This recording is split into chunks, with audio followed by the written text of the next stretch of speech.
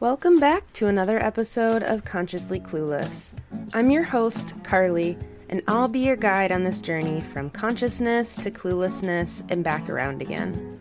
Thanks for joining me for another Sunday solo episode that I'll let you in on a little insider information here is actually being recorded and released on Monday because I decided to finally be proactive and practice what I preach. And last night, I just needed to go to bed early, and so I did. So here we are Monday morning, a little late, but still important. So thanks for joining me for this solo episode, whatever day it is. Today, I want to talk about the different ways to be an activist. I posted something about this on social media, and it seemed like there were some questions and some interest and some messages, so I thought I would address it here because it's something I've been thinking a lot about lately. So when we think of the word activist, we often think of someone marching in the streets. And that is absolutely one way to be an activist.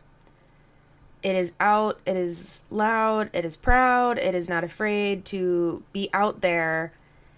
And that is often the approach that I have taken. And for a long time, and sometimes still today, I catch myself judging others who aren't being an activist like I'm an activist. And that's not fair. For a multitude of reasons, not everyone can be out in the streets or be voicing their opinion as loud. And I also have to recognize that I have a privilege to be able to be that loud sometimes because I'm not worried about, let's say, losing my job or being harmed in the way that people with other identities are worried about speaking up for issues that matter. So I have to check myself on that. And I thought I would talk about a few things I found that I thought were really interesting and really helpful, and I'll also include them in the show notes. Some articles I found about other ways to be an activist. So this Everyday Feminism article, this one gives 5 different ways to be an activist. The first one is give back with your time. So that is a really, really, really important one. There are so many groups on the front lines doing important work and showing up every day, but there are also a lot of needs for kind of the background organization. So maybe it's a hotline, maybe it's a food shelter, or an organization that is doing work in the community that necessarily isn't out front, but it's behind the scenes that is still serving people that have needs. Maybe it's scheduling, volunteer hours, donate supplies, whatever it is. You can give your time in a way that supports the other missions happening. Another one, the next one on this list, is speak up. So one of the easiest ways that we know right now to speak up is social media. And of course, it is sometimes scary to talk about speaking up on social media. There's keyboard warriors. There are a lot of people that like to respond without reading all the comments, whatever it is. But if you have a platform, or if you have people that respect you, it is a really interesting and somewhat easy way to share something. You don't even have to necessarily write this long post about why you care or why you're posting this. Sharing an article about an issue that's going on that you care about could be enough to spark someone else's interest. And it doesn't obviously have to be just on social media. Speaking up in person, in conversation, when things come up that make you uncomfortable, if you're safe to say, hey, that joke wasn't funny, or hey, actually, that's a really big problem. Let me tell you why, if that's okay. All of those things are also really important. So using your voice is crucial in whatever way that makes sense for you. So the next one on this list is put your money where your mouth is. So we underestimate, I think, in this capitalist system, the impact of voting with our dollar. We vote with our dollar when we support companies, when we support organizations.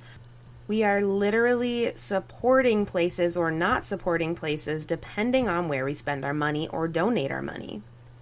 So you can participate in boycotts of organizations that you think are not supportive of the things you care about. And then you can start shopping locally, but also specifically shopping from organizations that are people of color owned, that are LGBTQIA plus owned, that are feminist in nature, or whatever the issue is that you are thinking about right now. You can find places that support that mission as well. Also, donating, coming back to not being able to be in the streets. There is something to be said about donating money. For example, when the murder of George Floyd happened in Minneapolis, I was unable to go down and march. And I decided that because I couldn't, I would donate money to the people that I had that were friends that were down there doing work in the streets, giving food to people. And that was my way in that instance of making a difference. Now, I'm not saying every situation should just have money thrown at it because we need all facets to help, but that is one way. And if you can do that, that could make a huge difference for an organization or for a group of people that are trying to organize around an issue. So the next one on this list is also really important. They title it Smash the System in this list, but it is really, really, really important. You can call your representatives, your congressional representatives, your whoever it is, your local representatives, every single day if you want. You can call them and voice your concern because they have to tally that. They have to say how many times somebody called on this issue. And don't be afraid to do it. There are so many scripts online if you're nervous about what you would say that are helpful in terms of, hey, my name is Carly. I am from this district in Minnesota, and I'm calling to tell you that I really care about this, and I hope when this blah, blah, blah, blah, blah, blah, blah. How will the people that represent us politically know what we want if we are not telling them? So don't be afraid to do that. If you have the privilege to vote and to make these calls, then you should be exercising it because not everybody does.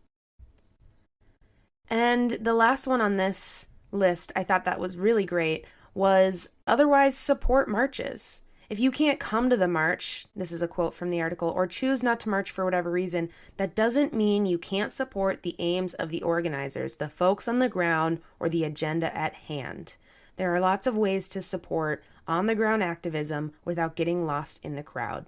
One of the easiest and most important things you can do to support on-the-ground activism is to spread the word about it. End quote. I think that's really crucial because that's another thing. If you can't make it, that doesn't mean other people can't. You could actually share the message and rally more people to be there on the streets, marching for the rights of people, even if you can't be there. So it's figuring out your skill set and your ability and your interests to find that outlet of activism that works perfectly for you. And there are many more ways to be an activist. There's another article from One Green Planet that I will also put in the show notes. They had a few extras on there that I thought were really important, and one of them is educating yourself. That should be step number one in being an activist, is educating yourself. If there is something that you don't understand that's going on in the world, or that you see posting on social media a lot and you're curious what it is, educate yourself.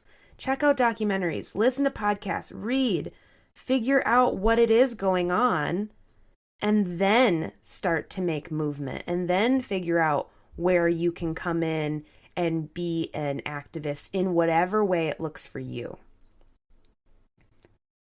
This next one from this list that I thought was really great was find like-minded people. So bringing up your activist work in everyday conversation will probably align you with people in your life that you maybe didn't know were also really, really passionate about this issue. And there is power in numbers in working towards a common goal. The other thing that I really liked about this list is don't stop. Never stop learning. Never stop being an activist in whatever way that looks to you. This is not a thing you turn on and off.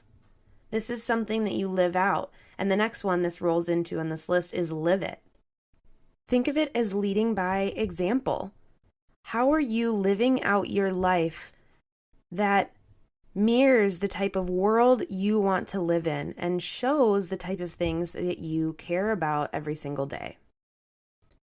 Those are just a few kind of add-ons to the list that I read earlier that I think are really important. I added a image with the post I made yesterday on social media about different ways to be an activist, and it is a great image that is from Deepa Iyer and the Building Movement Project, and I will link in the show notes to this post so you can see this image. In the middle is a circle, and it says equity, liberation, justice, solidarity. And on the outside are all these other circles that are kind of spokes on this wheel, the social change ecosystem map. And there is a reading that someone shared with me, Uni, who you might have heard on the podcast a few weeks ago, that explains this more. And I'll also share that because I think that is really helpful. But some of these different circles on the outside are the healers, the storytellers, the disruptors, the caregivers, the builders, the visionaries. So what are you? I want you to look at this image or listen to this podcast and figure out where you fit in making change. Are you a storyteller? Do you create content and tell the stories of the people that are on the front lines? Do you share their stories? Do you take their pictures? Do you write for an outlet that makes sure people know what's happening? Are you a caregiver? I imagine the people at the Black Lives Matter marches that were handing out water on the sidelines to people that were thirsty. There are different ways to be involved. Are you a healer? Are you a person that people come to recharge? Do you offer classes and courses that make sure people that are activists are taking care of themselves too? Are you a disruptor? Are you out on the streets? That's amazing. Are you not sure yet? That's okay. Think of the skills that you possess. What are the things you're really good at? And I don't want anybody to think right now I don't have any skills that make sense for this. That doesn't fly here.